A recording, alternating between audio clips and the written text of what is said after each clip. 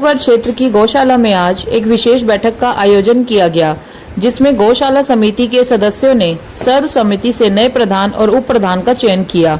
इस मौके पर गौशाला से जुड़े सेवाभावी लोग और आसपास के ग्रामीण बड़ी संख्या में मौजूद रहे। बैठक में 360 गांव के प्रधान सुरेंद्र सोलंकी भी विशेष रूप से शामिल हुए। उन्होंने नव निर्वाचित प्रधान और उप प्रधान को बधाई देते हुए कहा कि गौ सेवा भारतीय संस्कृति और आस्था का महत्वपूर्ण हिस्सा है और गौशाला की सेवा करना समाज के लिए एक पुण्य का कार्य है।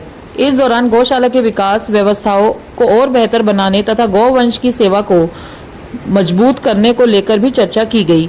बैठक के अंत में सभी लोगों ने मिलकर गौ सेवा को आगे बढ़ाने और गौशाला के विकास में सहयोग देने का संकल्प लिया।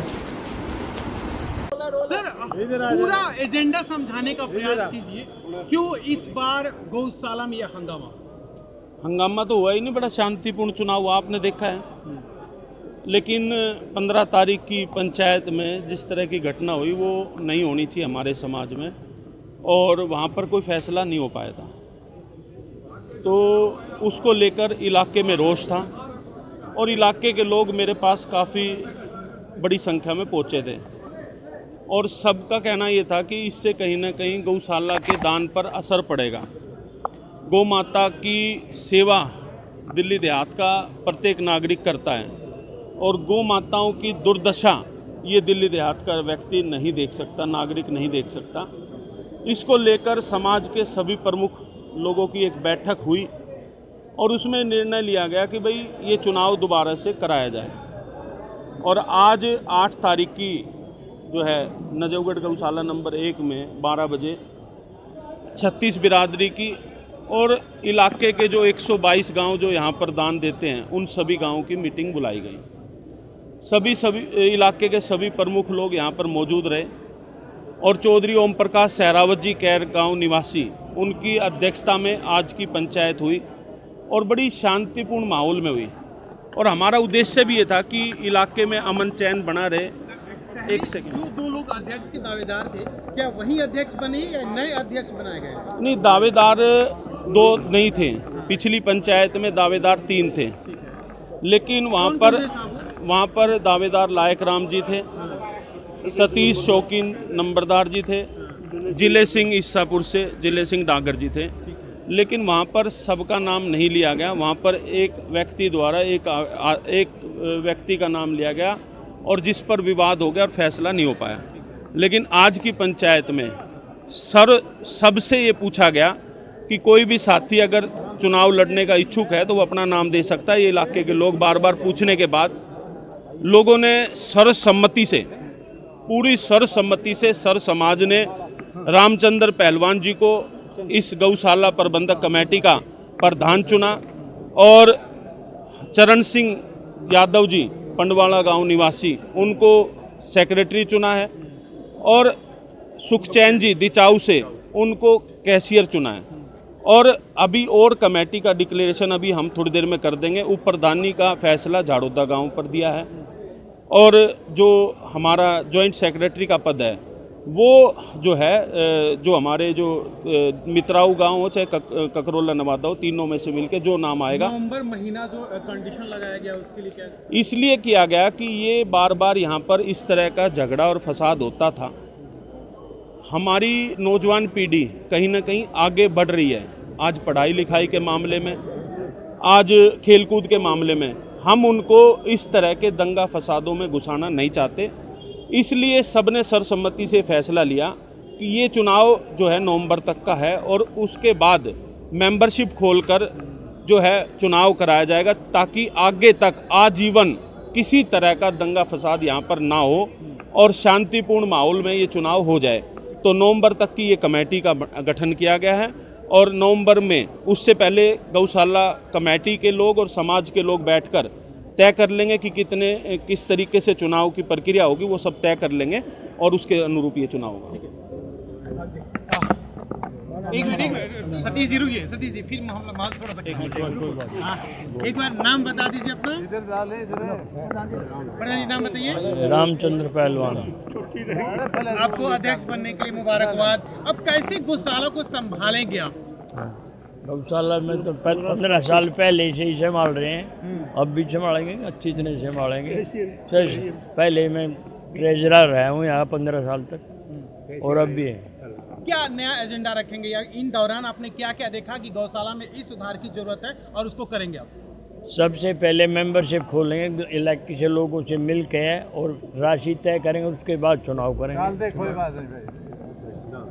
मेंबरशिप हाँ नया यही तो होगा ना, मेंबरशिप खुलेगी ताकि झगड़ा फसाद कम हो। थोड़ा सा पीछे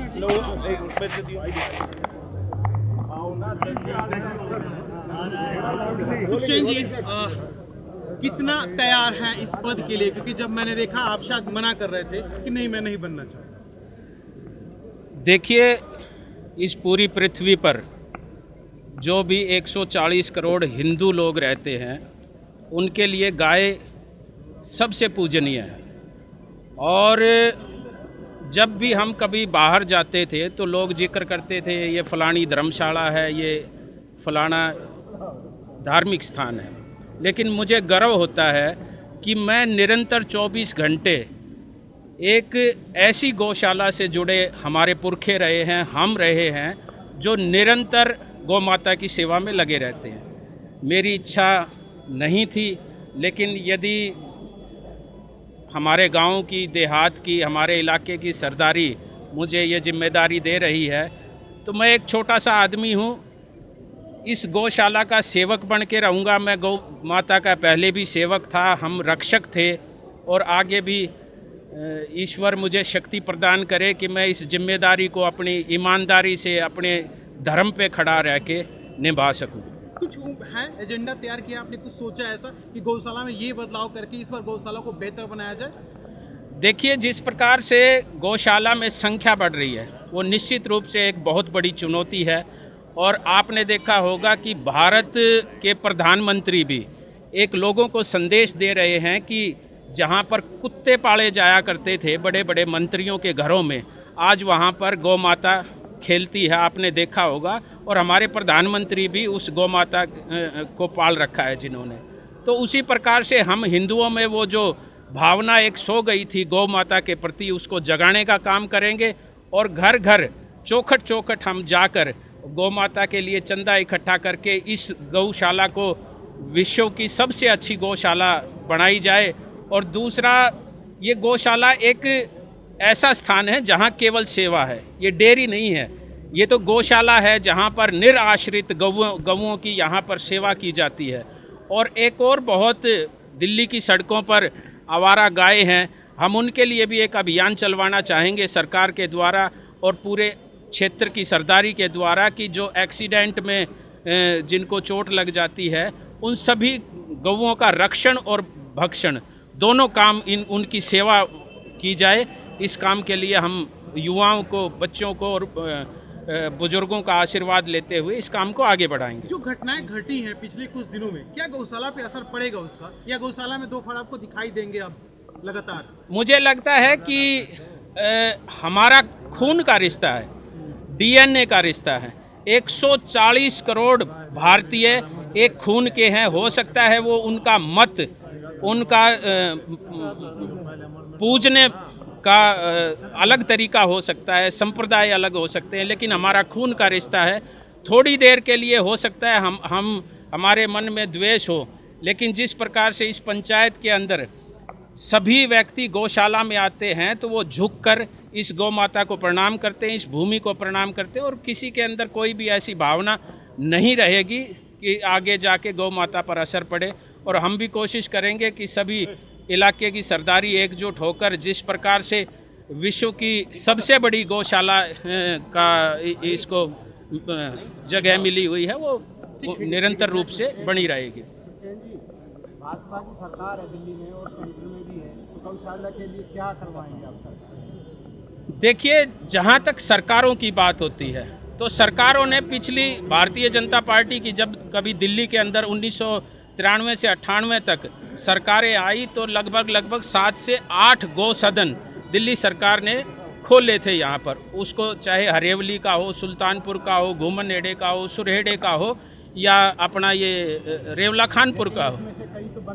कई बंद हो गई, उनको भी चालू करवाएंगे और गौ माता का जितनी ज़्यादा से ज़्यादा सेवा हो सकती है हम निरंतर सरकारों से भी, अभी हमारे पूर्व में प्रधान बलजीत डागर जी ने भी एक निवेदन किया था कि जिस प्रकार से गौशाला में संख्याएं बढ़ती जा रही हैं, तो हम सरकारों से भी, दिल्ली की मुख्यमंत्री रेखा गुप्ता से भी, मैं प्रधान जी से भी निवेदन करूंगा कि इनके भी अच्छे संबंध हैं, वहाँ सबसे मिल के और गौशाला के लिए भी कुछ अंशदान वहाँ से हम लेकर आएँ।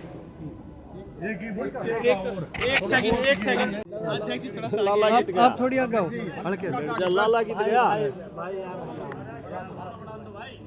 जाओ। अध्यक्ष जी क्या कहेंगे इस पूरे आयोजन को लेकर? ओम प्रकाश शेरावत। ठीक है बोलिए। ओम प्रकाश शेरावत। सबसे पहले तो मैं प्रेस वालों का धन्यवाद करता हूं, जो हमारी प्रेस की टीम आई हुई है, ये समय समय पर अच्छी न्यूज़ निकालती है और मुझे उम्मीद है अब भी अच्छी न्यूज़ निकालेंगे। इनका मैं धन्यवाद करता हूं। और दूसरे पुलिस वाले भी खड़े हैं, इन प्रशासन का भी मैं धन्यवाद करता हूं।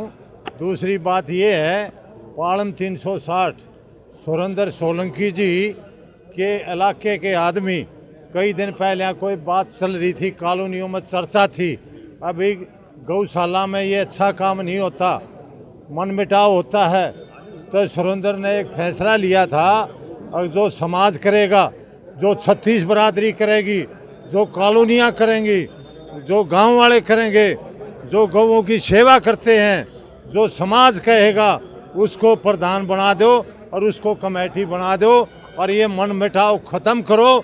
जो भी सेवा करना चाहता है, जो प्रधान बनना चाहता है, वो अपना नाम दो। आज भी ये कहा गया है, जो पहले कई भाई बनाए थे उनका भी न्योता दिया था, उनको भी बना दो अगर वे प्रधान बनना चाहते हैं तो आज का जो फैसला हुआ वो सभी ने सराहनीय किया। पुरानी कमेटी थी, वो भी बहुत अच्छी कमेटी थी, पुरानी कमेटी ने अच्छा काम किया था, उन्होंने भी बढ़िया काम किया था। और आज जो समाज ने चुने हैं, ये बहुत ही सम्मानित, सभी जातियों से, सभी कॉलोनियों से भी लिए हैं, गांव से भी लिए हैं, सभी इलाकों से लिए हैं, सभी ने अपनी सहमति से, मित्राऊ से लाला पहलवान था, ये अब हमारे साथ भी है, इनकी भी सहमति रही है। अब जो आज का फैसला हुआ है बहुत अच्छा हुआ है, और ये हमें फैसला मानना चाहिए, और इसका हम सम्मान करते हैं और हाजिर हैं। एक दूसरे की बुराई नहीं करो, जो अच्छा काम करता है उसकी तारीफ करो, जो काम करेगा छोटी मोटी गलती हो जाती है उसको माफ करो, और ये गौशाला की सेवा करो। जय गौ माता की। हाँ जी, ये उम्र और सेवा कैसा निभा पाएंगे?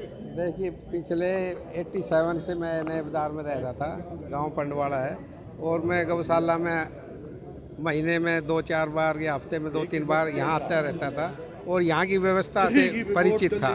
लेकिन ये पहली दफ़ा है कि इलाके के लोगों ने ये विश्वास किया है कि आप इस व्यवस्था को किस प्रकार से सुधारें। जो पीछे लोगों ने काम किया, अच्छा किया है, जो उसमें जो कमी रहेगी उसको आगे बढ़ाएंगे, और ये पूरी कोशिश रहेगी। क्योंकि मैं तो प्रशासन का आदमी रहा हूँ, मैं तो दिल्ली सरकार में टीचर भी रहा, प्रिंसिपल भी रहा, और काफ़ी सुधार के जो दिमाग में उनको कोशिश करेंगे कि गौओं की भलाई के लिए और समाज को जोड़ने के लिए। क्योंकि मैंने अपने इस मीटिंग में बताया था कि यहाँ भागीदारी महिलाओं की, कॉलोनी वालों की, या बहुत सारे लोगों की बहुत ज़्यादा है। तो अगली जैसे भी चुनाव होंगे तो मेरी ये प्रयास रहेगा कि ऐसे सुझाव दें, जो ऐसी कमेटी बने जिसमें पूरी महिलाओं की, पूरे समाज की भागीदारी हो। कोई ये ना कहे भाई ये तो एक ग्रुप है यही चलाता है, तो मेरा ये प्रयास रहेगा। इस खबर पर आपकी क्या राय है, कमेंट बॉक्स में ज़रूर बताएं और हमारे चैनल को सब्सक्राइब ज़रूर करें।